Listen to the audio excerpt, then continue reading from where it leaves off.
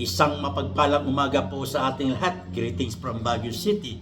At bago po tayo magsimula sa ating aralin, ay mag-shoutout po muna tayo sa mga May 1 birthday celebrants sa panguna po ni John Michael, Joseph D. Palacio, PAP Libra, Bo Adams, Ross Lat ng Barangay 702, Wilfredo Lonzaga Jr., Erson Dunca, Roberto Prago, Dick Almudiel, ganun din po kay Ronnie Bolivar, Eabel Sanrabel, Nazaret Di Paz ng Barangay 702, Alderns Gianni Kamat, Michael D. De La Peña, at kay Samuel Del Rosario Nicdao II. Maligayang kaarawan po sa inyong lahat. Ang ating pong pag-aaralan sa umagang ito ang isang senaryo na pinadala ni Referee Michael Ryan Flores Bernasor ng Amos, Calatagan, Batangas. Ito po ang message niya sa akin. Good day po sir, eto. During the game, A4 got injured. Referee stops the game para palitan si A4. Is substitution allowed for both teams or for A4 only? Bago natin sagutin ang katanungan na ating kapito, ay ayaan po natin talakayin muna ang injury o injured player. Ang sabi sa rules, if the ball is live and there is an injured player, the referee must observe the following. Una, if the injury is by the offensive player, referee may stop the game. The shot clock shall continue with whatever time remaining in the shot clock. Pangalawa, if by defense, referee shall not blow his whistle until the offensive team o yung team with control of the ball has shot for goal, lost control of the ball, withheld the ball from play, or ball becomes dead. Okay, kailan pwede pumito ng referee? Until the offensive team has shot for goal. Pag nakatira po o naka-score ang kalaban. Lost control of the ball. Pag na-lost control, ibig sabihin na agaw ng kalaban ng bola, meron silang control na yung injured team. So, pwedeng pumitong referee to attend the injured player. Or, withhold the ball from play. Ang ibig sabihin po nito withhold, yung na-injured ng A1, yung B1, yung team B, B1, B2, B3, kapasahan ng bola, kasi yung B4, tinigil niya ang bola, winithil niya ang ball from play. So, pwedeng pumito na ang referee to attend the injured player. At ang nakalagay doon, ball becomes dead. Pag nagkaroon ng foul or violation, siyempre, pag mayroong foul violation, pipito referee. After that, pwede nang i-attenan yung injured player. Okay. Pwede pumito agad ang referee anong sitwasyon?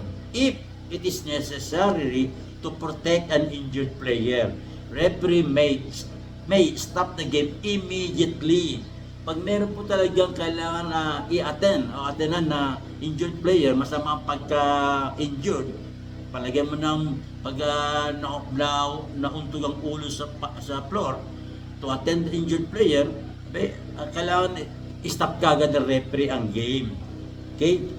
But if in case the injured player is from the offensive team, offensa po ang na-injured at tinigil ng referee, shot clock shall not reset. Hindi po i-reset ang shot clock. So, pag-usapan natin yung shot clock. Pangalawa, if the injured player is from the defensive team and ball was stopped at the front court, shot clock shall be reset as follows. Pag ang depensa naman na ang na-injured, as immediately tinigil ng referee, at ang nangyari ang bola ay nasa front court, ang mangyari ang sitwasyon na yun, yung shot clock po, pag resume ng game, shall not be reset. So as follows, if 14 seconds or more are displayed on the shot clock, it shall not be reset. Kung 14 seconds pataas na mangyari sa sitwasyon na yun, hindi na i-reset ang shot clock. At sa pangalawa, if 13 seconds or less are displayed on the shot clock, it shall be reset to 14 seconds.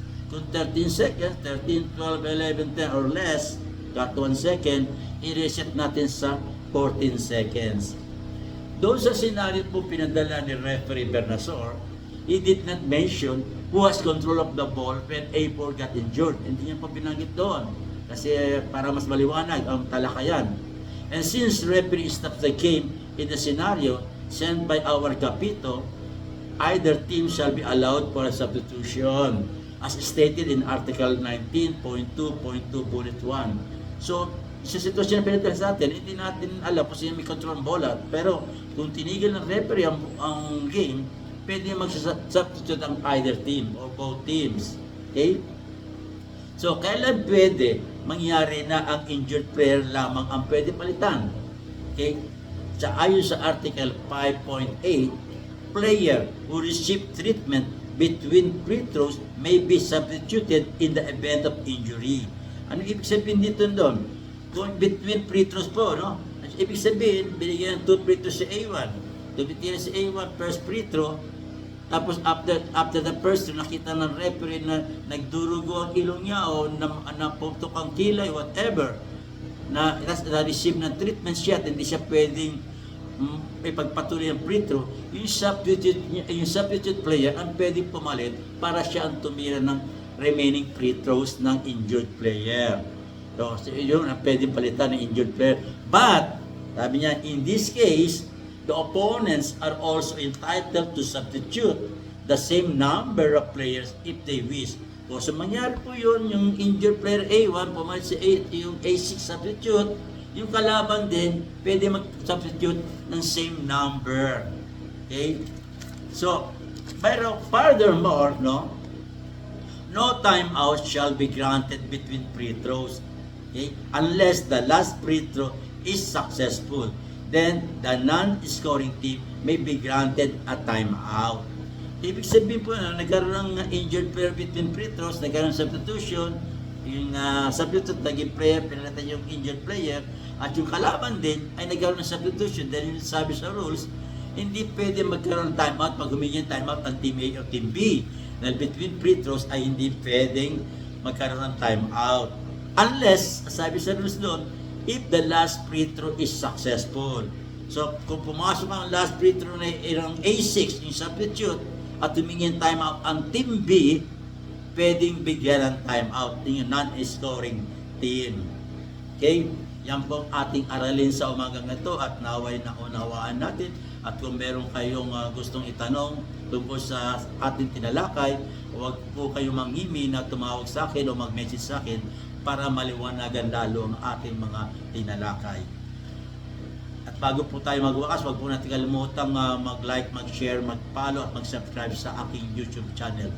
At mag-iiwan po tayo muna ng trivia from the Bible. Do you know that do not be afraid is mentioned in the Bible 365 times, and Jesus wept is the shortest verse in the Bible. Yan po ang ating trivia mula sa Biblia. Maraming salamat po. Ito po yung abang lingkod, former FIBA referee, Eto Kamarongan. Hanggang sa muli. Bye-bye.